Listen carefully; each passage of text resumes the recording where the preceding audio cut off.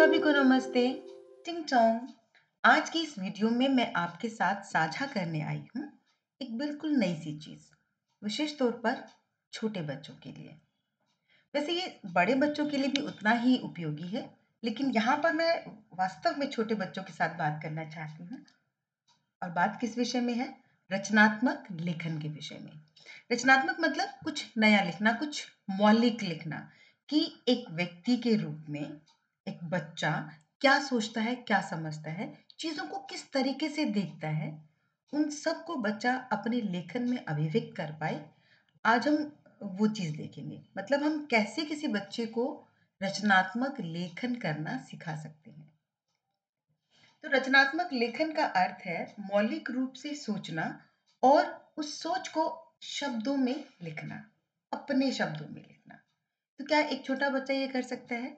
कुछ लोग कहेंगे शायद नहीं लिख सकता, लेकिन मुझे लगता है कि लिख सकता है। और हम उसे कैसे लिखना सिखाएंगे इस मौलिकता के साथ, वो यहाँ पर देखेंगे। तो किसके लिए है? सभी आयु वर्ग के विद्यार्थियों के लिए है। लेकिन शुरुआत कैसे करेंगे? तो ऑफ कोर्स हम प्राइमरी वाले बच्चे के साथ करेंगे। तो आप कहेंगे कि आपने क्यों लिखा सभी आयु वर्ग के विद्यार्थियों के लिए?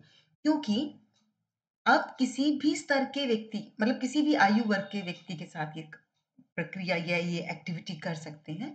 तो शुरुआत यहीं से ही होगी, है ना, पहले कदम के रूप में। तो आइए देखते हैं कैसे करेंगे।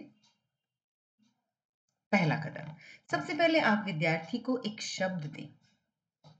कोई भी शब्द आप दे सकते हैं। अगर आप कक्षा में हैं तो श्याम पट्ट पर लिख दें। अगर आप घर में हैं तो बच्चे की कॉपी पर लिख दीजिए, कहीं पर भी।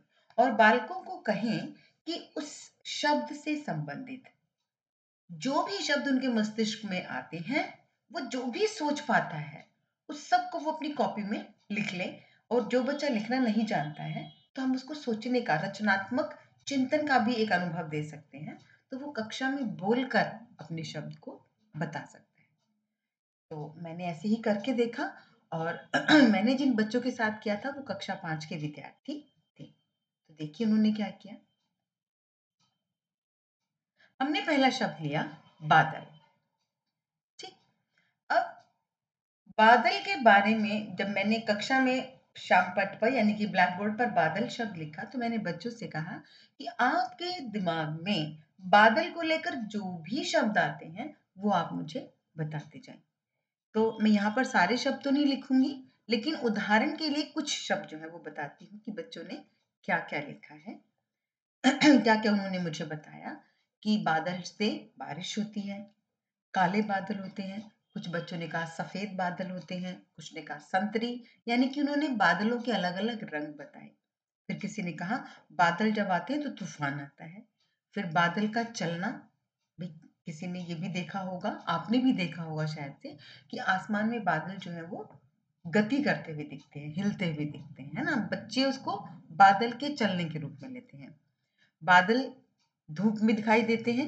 एक कुछ बच्चों ने कहा बादल आसमान में होते हैं, बादलों में बिजली चमकती है। कब? जब बारिश होती है। तो इस तरह के कुछ शब्द जो हैं, कुछ वाक्य जो है वो उस डिस्कशन में आए जब मैंने बच्चों को एक शब्द सोचने के लिए दिया, जो कि बादल था। अब आप देखेंगे कि बच्चे बादल के रंग पर ही अटक गए हैं। ऐसा क्लास में होता है कि जो एक बच्चे ने बोला उससे मिलते जुलते शब्द ही बच्चे बोलते हैं। कुछ बच्चे नए शब्द भी बोलते हैं। तो अगर आपकी क्लास में सभी बच्चे नए नए शब्द और वाक्य बता पाते हैं तो बहुत अच्छी बात है।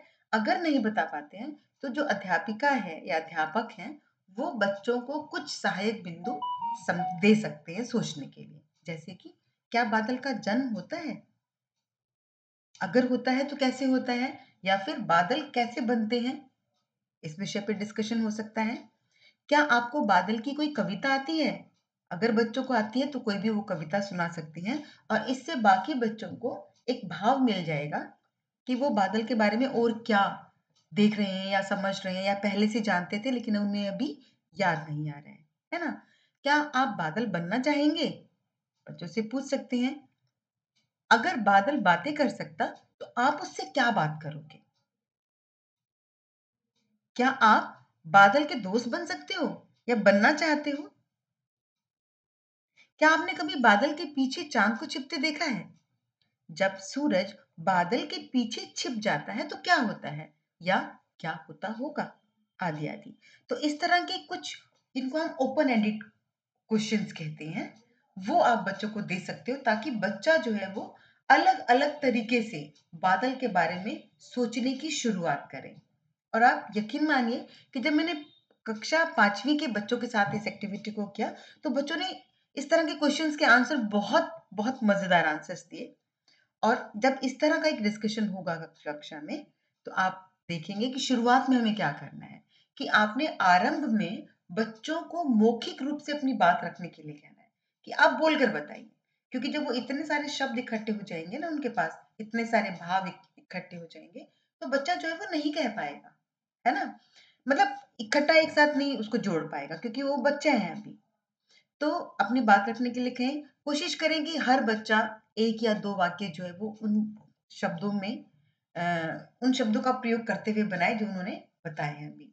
और जब आपको लगे कि अब बच्चा अपनी अभिव्यक्ति ठीक से कर पा रहा है बोलकर, तो वो आप उसे लिखने के लिए कहें या फिर कह सकते हैं।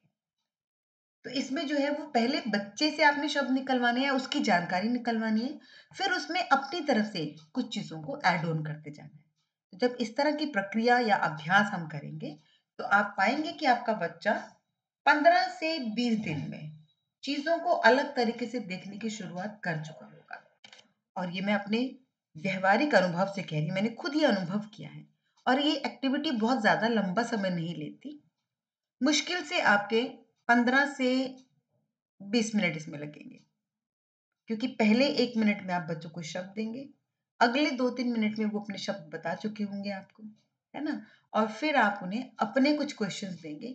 हाँ, जब आप अपने उन्हें प्रश्न देंगे ना अलग-अलग पक्षों को सोचते हुए, अलग-अलग एंगल्स के थ्रू, है ना? कि बादल के क्या-क्या एंगल्स हो सकते हैं, जैसे मैंने दिया उनको, तो उसमें थोड़ा-सा वक़्त लग सकता है। तो जो बच्चे बहुत अच्छे हैं, वो लिखने की शुरुआत भी कर सकते हैं, जिनको अभी सोचने की और ज़रूरत है, आप उन्हें हेल्प कर सकते हैं।